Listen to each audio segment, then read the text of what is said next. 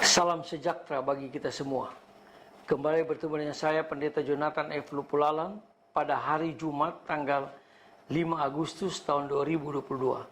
Mari kita minta pimpinan Roh Kudus untuk pembacaan dan pemberitaan firman Allah. Mari berdoa. Tuhan Yesus, kami sangat membutuhkan urapan Roh Kudus pada waktu hamba membacakan firman Allah dan menyampaikan firman Allah. Dan juga para pendengar, biarlah Tuhan juga memberikan penerangan dari Roh Kudus dan urapan dari Roh Kudus. Dan Roh Kudus menolong kami semua supaya kami dapat melakukan firman Allah ini. Dalam kasih dan pengampunan Kristus kami berdoa. Haleluya, amin. Mari kita baca firman Tuhan yang diambil dari Ayub pasal 14 ayat yang pertama. Yang berbunyi begini. Manusia yang lahir dari perempuan singkat umurnya dan penuh kegelisahan. Demikian firman Allah yang berbahagia kita membaca, mendengar, dan melakukan firman Allah. Tema kita pada hari ini adalah hidup manusia sangat singkat. Nah, saudara-saudara yang saya kasih dalam Tuhan Kristus, kehidupan manusia di bumi ini sangat singkat. Manusia akan menghabiskan lebih banyak waktu sesudah manusia meninggalkan dunia ini, atau sesudah manusia mati, yaitu hidup dalam kekekalan. Kekekalan ada dua, yaitu binasa kekal dan hidup kekal di surga. Kalau binasa kekal berarti hidup di neraka. Tetapi kalau hidup kekal bersama Kristus berarti di surga. Nah, itulah sebabnya Pendeta Amos Tarver, seorang teolog, dia mengatakan begini. Kematian bukanlah sebuah titik, melainkan sebuah koma di dalam kehidupan manusia. Karena manusia yang percaya pada kebangkitan Kristus akan hidup dalam kekekalan di dalam kerajaan surga. Abraham Lincoln berkata, Allah tidak menciptakan manusia untuk hidup sehari, melainkan manusia diciptakan untuk hidup kekal. Itu yang saya katakan tadi. Kalau kekal dalam neraka atau kekal dalam surga. Tapi kalau orang sudah percaya Kristus sungguh-sungguh, maka dia akan hidup kekal di dalam surga. Nah, saudara-saudara yang saya kasih dalam Tuhan Kristus, dalam bacaan hari ini, Ayub berkata, manusia yang lahir dari perempuan berumur pendek, penuh duka cita, seperti sekuntum bunga yang mekar lalu layu. Itu dikatakan dalam Ayub pasal yang pertama, Ayub 14 ayat 1 dan ayat 2. Lalu ayat yang ke Ayub 9 ayat 25 mengatakan begini. Atau lebih cepat dari seorang pelari, hari-hariku berlalu tanpa secari kegembiraan, mereka terbang menghilang. Nah, saudara-saudara yang saya kasih dalam Tuhan Kristus, sesungguhnya pada setiap detik kehidupan manusia, kematian berlari cepat mendatangi diri manusia. Sebab setiap nafas yang manusia hirup, setiap langkah yang manusia jalani, mengantar manusia semakin dekat kepada akhir daripada kehidupan, yaitu kematian. Seperti yang dikatakan oleh Raja Sulaiman atau Raja Samuel dalam 2 Samuel pasal 14 ayat 14 yang berkata, kita semua akan mati dan seperti air yang tercurah ke tanah, tidak dapat dikumpulkan lagi. Itulah sebabnya Rick Warren berkata bahwa sebelum 2 detik kita meninggal, kita perlu berdoa dan memohon pengampunan dosa.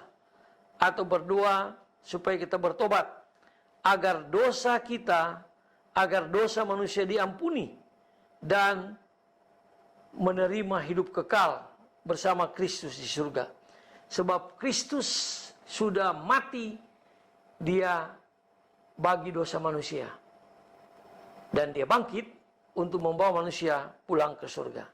Nah, saudara-saudara yang saya kasih dalam Tuhan Kristus, Dosa yang tidak dapat diampuni adalah dosa yang tidak pernah kita akui. Jadi kalau kita berbuat dosa selama kita hidup, lalu kita tidak pernah mengakui pada Kristus, berarti dosa itu tidak dapat diampuni. Tapi kalau kita minta pengampunan, meminta ampun pada Kristus, maka dosa kita sebesar apapun dapat diampuni oleh Tuhan Yesus. Nah, saudara-saudara yang saya kasih dalam Tuhan Kristus, Jane Crosby menjadi buta setelah berusia 6 minggu. Lalu Jane Crosby tidak pernah mengeluh dan tidak pernah marah kepada Tuhan kita Yesus Kristus. Nah, saudara-saudara yang saya kasih dalam Tuhan Kristus, pada usia yang ke-38 tahun, Jane kawin. Dan Tuhan menganugerahkan seorang anak bagi Jane dan suaminya. Tetapi Tuhan juga berkenan mengambilnya dan membawa anak itu pulang ke surga. Nah, saudara-saudara yang saya kasih dalam Tuhan Kristus, alangkah sedihnya hati Jane Crosby. Dalam kedukaan, Jane Crosby mengatakan Tuhan Yesus adalah Maha Kasih. Juga di dalam kematian anaknya yang dia kasih, tetap dia bilang Tuhan Yesus adalah Maha Kasih. Lalu Jane Crosby dia menulis suatu nyanyian yang sangat populer, satu nyanyian yang menjadi masyhur dan telah beribu-ribu kali mengantar hati dan jiwa manusia dalam kedukaan. Nyanyian itu berbunyi, sentosa di dalam Kristus, amanlah hidupku. Nah, saudara-saudara yang kasih dalam Tuhan Kristus, dari kedukaan dan air mata lahirlah satu nyanyian yang menjadi nyanyian yang sangat populer bagi orang-orang beriman di dalam Kristus dari abad ke abad. Itulah satu mujizat iman yang tak dapat dimengerti oleh dunia. Pada hari ulang tahun yang ke-90, wartawan dia bertanya pada Jane Crosby tentang hidup sentosa. Lalu Jane Crosby mengatakan, jikalau kita mau hidup sentosa, kita harus yakini dan lakukan 3 hal. Yang pertama, Jane Crosby bilang kita harus bersyukur atas keberadaan kita. Seperti Jane Crosby, dia bersyukur sekalipun dari sejak kecil dia buta. Sampai umur yang ke-95 tahun, dia meninggal, tapi dia tetap tidak pernah mengeluh. Dia tetap bersyukur pada Tuhan. Yang kedua, Jane Crosby bilang kita harus memuji dan memuliakan Tuhan kita Yesus Kristus yang telah menyelamatkan kita, yang telah menyediakan surga bagi kita. Yang ketiga, Jane Crosby bilang kita harus melayani Tuhan Yesus dan berbuat baik bagi sesama kita manusia. Nah, saudara-saudara yang saya kasih dalam Tuhan Kristus, Jane Crosby akhirnya meninggal dunia pada usia yang ke-95 tahun dalam kebahagiaan bersama dengan Tuhan kita Yesus Kristus. Itu dikatakan dalam Wahyu pasal 14 ayat 13. Berbahagialah orang yang mati dalam Kristus karena mereka sedang beristirahat. Demikian juga dikatakan dalam Wahyu pasal 21 ayat 4, air mata tidak ada lagi. Tidak ada orang buta di surga. Semuanya sudah dapat melihat. Lalu ayat 1 Timotius pasal 6 ayat 7 mengatakan bahwa kita lahir tidak membawa apa-apa, kita pulang pun tidak membawa apa-apa. Nah, saudara-saudara yang saya kasih dalam Tuhan Kristus, marilah kita melakukan yang terbaik sebelum kita meninggal dunia.